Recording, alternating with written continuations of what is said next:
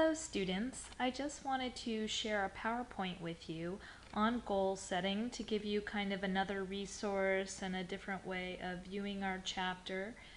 Um, and I think this will really help you because it's more tailored to our assignment that's coming up as well. So this chapter and the next couple that you'll be reading center around the idea of goal setting. And first you want to think back to a time when you had a goal that you set. So a goal can be anything future related, right? It can be a goal that you want to accomplish for the day. It can be a goal you want to accomplish the week, the month, 5 years from now, 10 years from now, when you want to retire. There's no really time limitation on the goal. But think of something that you set, whether it was in your mind or you told somebody about it or you wrote it down, but that you did not achieve. Because the goal of our course, right, is that maybe you've had goals and you've been successful at achieving those, and that's great. But we want to think about what are the obstacles to achievement of your goals? What can we help you get through or get past? And these are just some images of some common goals that people encounter. So losing weight, or trying to get fit, trying to get good grades, save money, buy a particular item. Sometimes it's a big item like a car or a house or something like that. Maybe save money for a wedding. You know, these are all things that we hear, the goals people talk about a lot, or a vacation. And I'd like you to think to yourself for a few seconds here before I start running through some of the more common reasons students have given for coming up short of achieving their goals. And just think, what do you think students would say? If you polled your friends who are students or people who have even been students before, I mean, it doesn't even really have to be students, but what keeps people from achieving things that they want? I mean, they obviously want them, especially if they've talked about them or they've started to go down the path towards achieving them. What keeps them? I'll give you a minute to think about that.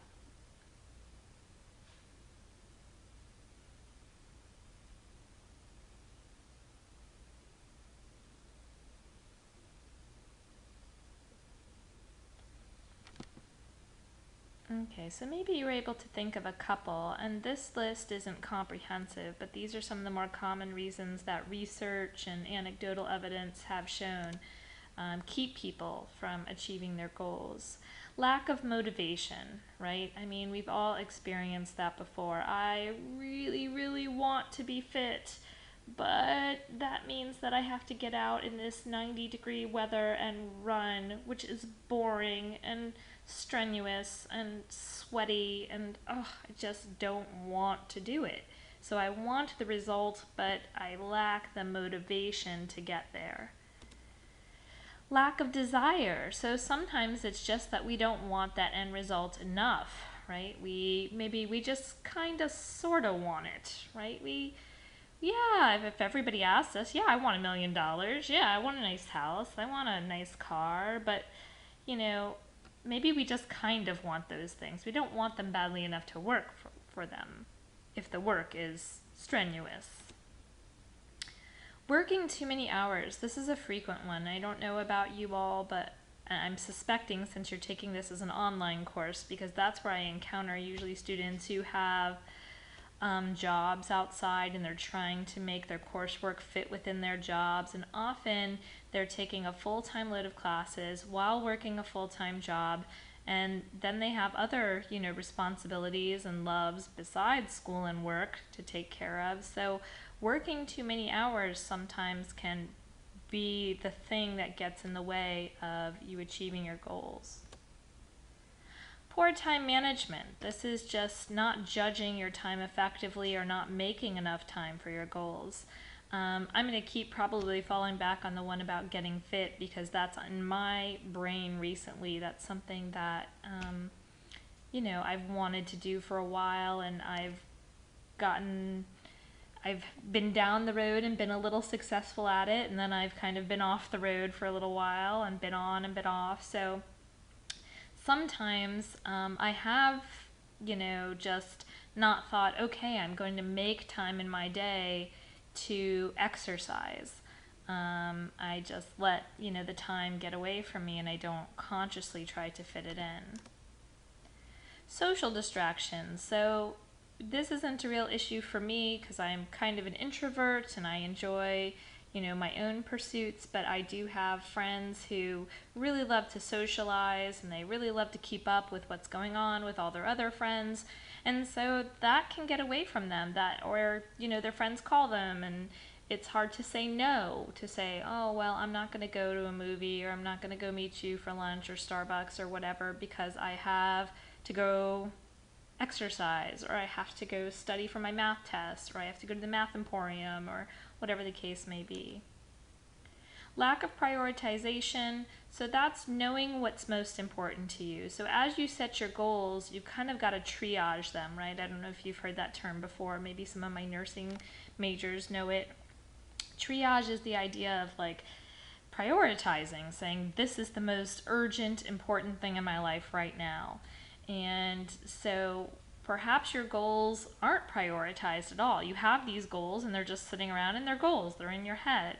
But you want to prioritize them because otherwise, as again, the phone calls come in, oh, hey, what are you doing today? Let's go meet up for lunch at Chick-fil-A, or, I'm going to drop by, or give me a call, and you end up on the phone for 2 hours. Like, if you don't have the priority that what comes first is your goal, whatever that goal is, then these other factors in life can just take hold of you and they can live your life for you, and you could never get to your goal if you don't have that initiative. Family obligations. So family is so important, I think, to everyone. But a lot of times they don't enable us to take care of our goals.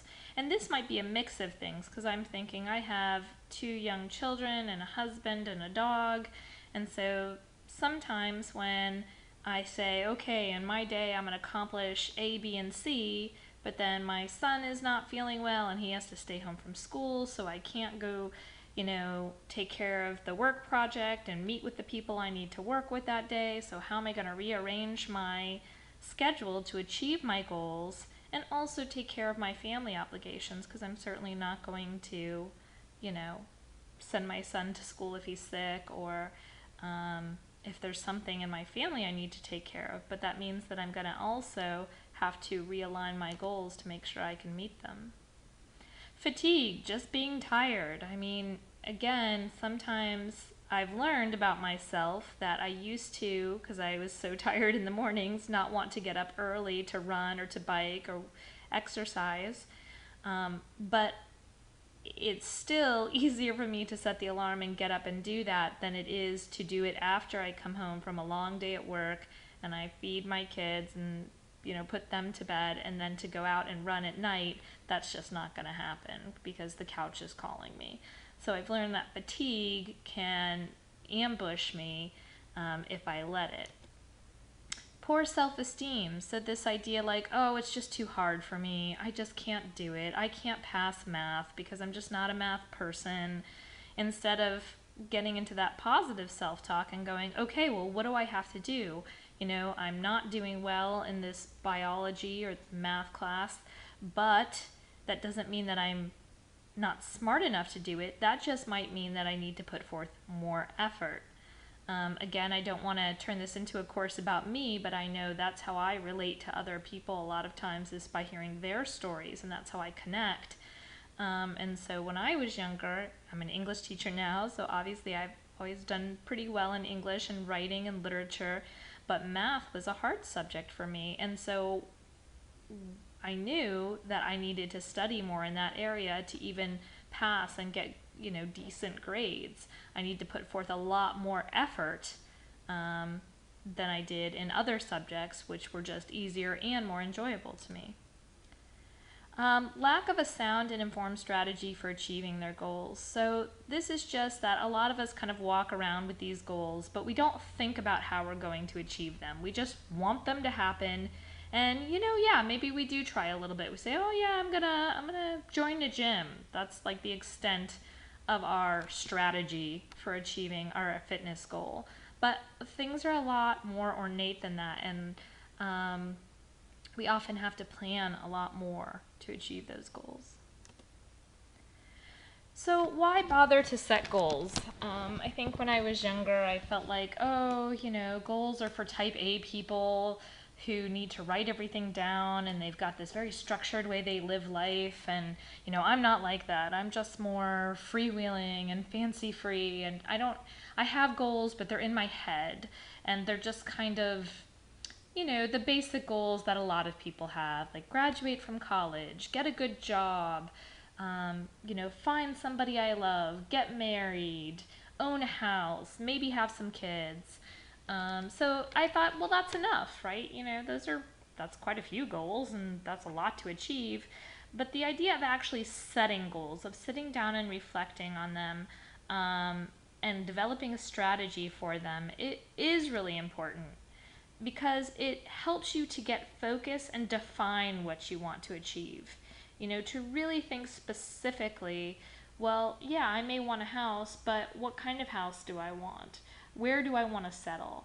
What is my major going to be in college? Not just I want to graduate and get a good job. Good is very basic. Do I want a high paying job? Am I okay with a middle of the road job? Do I want a 9 to 5 job, or do I want something that really inspires me and that might make me work overtime? Is that okay with me? So thinking about those things specifically helps you focus and define what you want. It also can help develop or enhance your motivation. I know I have a Pinterest board where I post pictures and inspirational things about my, fitness. I can't remember any of them now. That's probably bad. But just about, one of them is something like, if you can run, run. If you can't run, walk. If you can't walk, walk slowly. See, now I can't remember. But the basic gist is like, just keep going. And I do think about that sometimes when I am running and I'm too tired to keep running, and I say, okay, well, I'm going to walk, but I'm not going to stop. I'm not going to turn around and go home just because I'm tired. I'm just going to slow down the pace. I'm going to do something. And so I think knowing what my goal is helps me enhance my motivation. If it was just this blanket goal, this very vague goal to, get fit, I might think, well, I've done something fitness related. I'm done. Might as well call it a day. But since my goal was to run 4 miles each day, then I've got my very specific goal in mind and I'm trying to reach it. And it helps me to have that definitive line that I'm working toward. Keeps me motivated.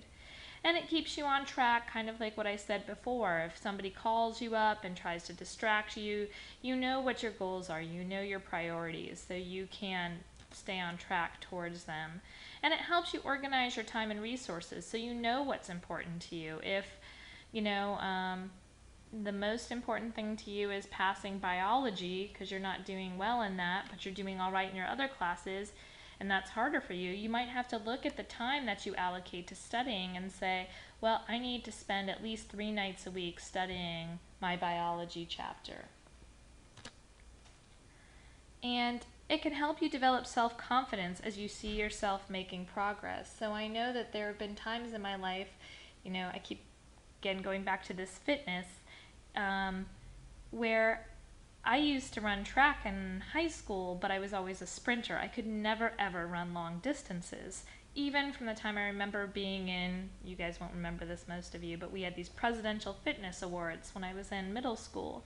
And I couldn't even run around our very small school that I went to. It was just too long.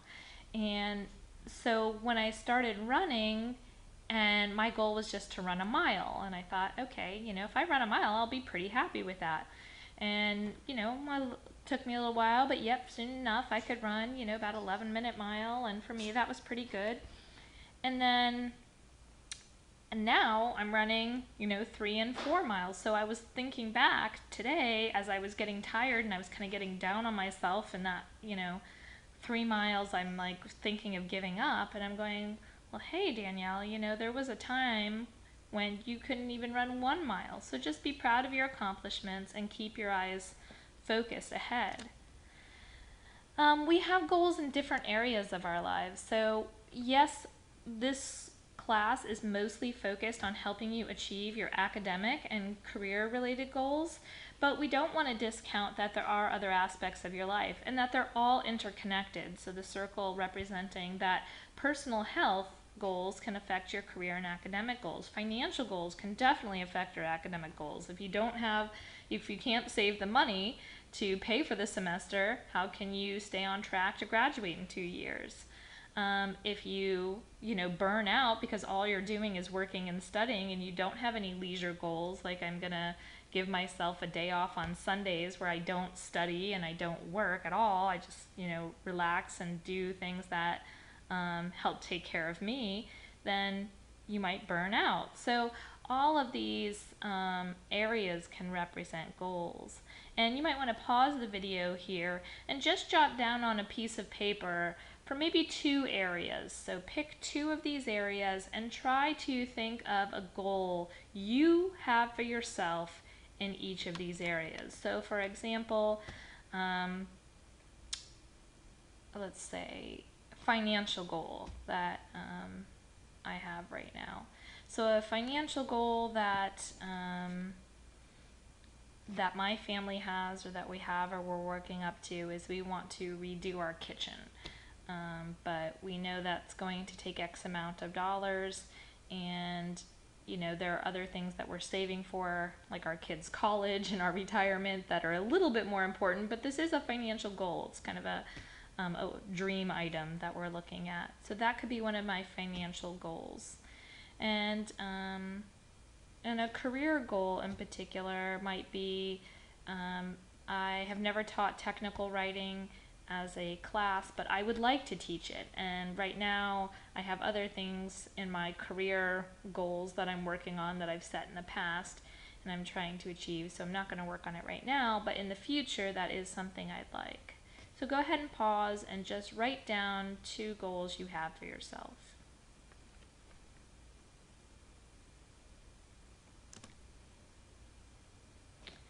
When we're achieving our goals or trying to achieve our goals, a lot of how successful we are is based on our perception. And it's our perception of ourselves and our perception of the world. So you've probably heard is the glass half empty or half full? And some people say if you say it's half full, you're an optimist, you kind of look on the bright side of things. If you say it's half empty, you might be a little bit of a pessimist. Some people, there's the old quip, like, I don't know, there's liquid in it, drink it. That idea that it is what it is, those practical people. But there's this man called Skip Downing, and who specializes in student success in that area of college. And he's kind of developed what he calls this victim versus creator language. And these are just some examples of how you can see what a victim might see in a situation versus a creator. And creators tend to not just be the glass half full type of person, but the type of person who in any situation where they're meeting obstacles thinks, how can I overcome these obstacles? How can I move forward? Even if it is an obstacle not by my own design, what can I do to get around it? Whereas victims might be more content to just sit around and go, oh, poor me. Like, the teacher was mean to me, or this person, gave me rude customer service, so now I can't get this. But to try to think, even if I'm in an adverse situation, how can I achieve my goal? How can I get around these adversities?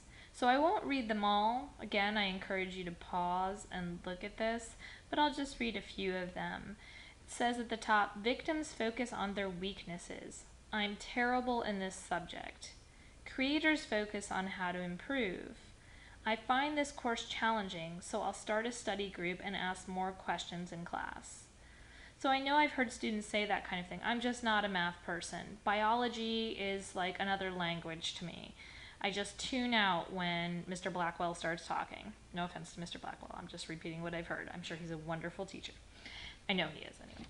But that kind of language, I'm terrible in, biology, I just tune out. That's victim language to say, like, well, I don't get it, so I'm just going to shut down. The math emporium is, the tutors are no help to me, so I'm just going to stop going. That idea is you encounter an obstacle, and instead of trying to power through it to achieve your goals or to think of ways around it, you just kind of collapse in on yourself. Whereas a creator will look and say, okay, well, how do I get around this? If I don't understand what the instructor's saying, whether it's their fault or mine or nobody's, I'm going to still figure out how to understand them. I'm going to ask them questions in class. I'm going to go to their office hours. I'm going to ask for some resources that can help me decode what they're saying, or read the chapter before I go to class. So at least if I'm kind of vague, I'm a little bit less so maybe before I go. Victims make excuses. The instructor is so boring he puts me to sleep. Creators seek solutions. I'm having difficulty staying awake in this class, so I'm going to ask permission to record the lectures. Then I'll listen to them a little at a time and take detailed notes, or I'll sit up front. So just notice the difference there. One of them, they're not saying, they're going to change the class. They're just saying, one is saying, oh, it's boring, so it implies there's no hope for me. I have to go to sleep. But the creator is looking for a solution, is looking for, how do I stay awake? Do I drink a coffee before class? How do I compensate for the fact that I kind of tend to zone out when I'm in this class? Those kind of things. So again, I encourage you to pause here and look at the other examples of victims and creators.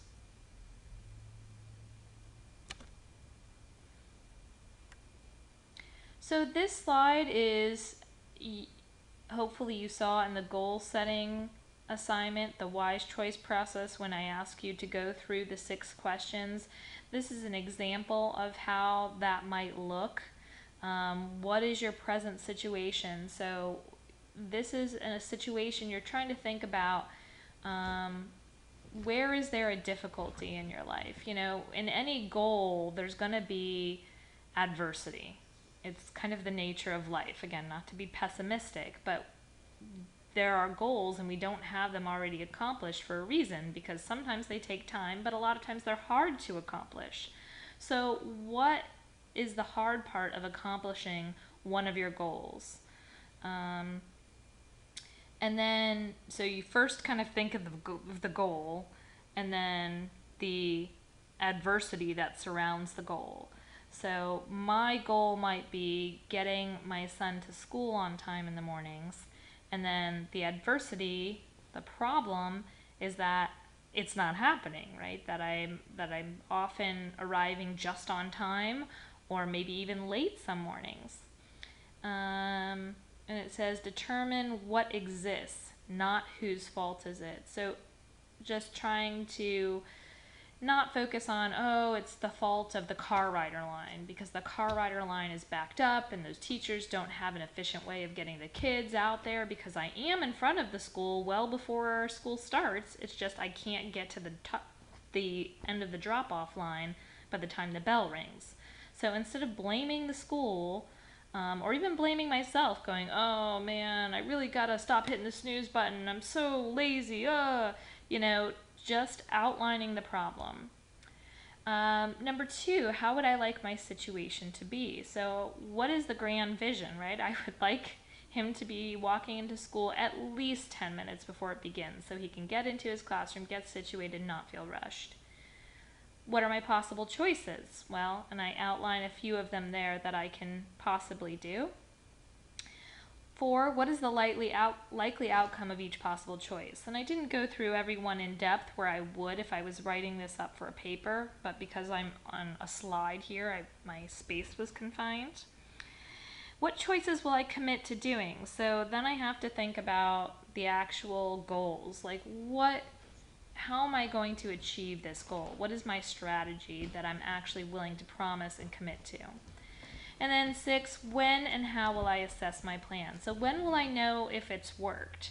I don't want to get them there on time one day and go, woohoo, call it a day. Yeah, we're on time. I've achieved my goal. It's got to be an ongoing situation, at least for a week, for me to feel like things are working out better. And I don't know why we have this slide again, so we're just going to go through it. You can give examples there if you want, that might help.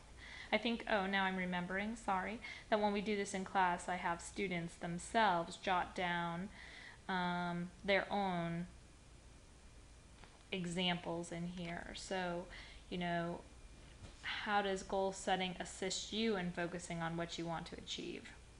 How does it enhance your motivation? So trying to come up with examples specific to your life. There are two types of goals that you want to think about when you're setting goals: short-term goals and long-term goals. So short-term usually don't take a long time, and they're usually specific small activities, where long-term goals are usually more complex, require a series of smaller steps along the way. And within each area, you want to be able to break it down. So you're going to have a long-term goal, but you've got to break that down into short-term goals, which are often your strategies as well. So yes, you want to pass the math class with a B this semester, but what are the short-term goals, both maybe on a monthly basis or probably weekly and daily basis is what you would be looking at, that you want to set up to get that long-term net goal of a B. So if I want to be healthy, you know, I can say, yes, at my next physical, I want to make sure my blood work is good and my, you know, I have, you know, 10% body fat and I have, you know, low cholesterol and all that kind of stuff. But I may have some short-term goals to get me there as well. I may have to cut out the butter, increase the exercise, you know, decrease the fast food, only do it like once per week, that kind of thing. So the more specific you can be, the better. That's a large part of what we're working toward. And I'm going to pause here to break up the video into two parts, just so if you guys need a breaking point, this will be it.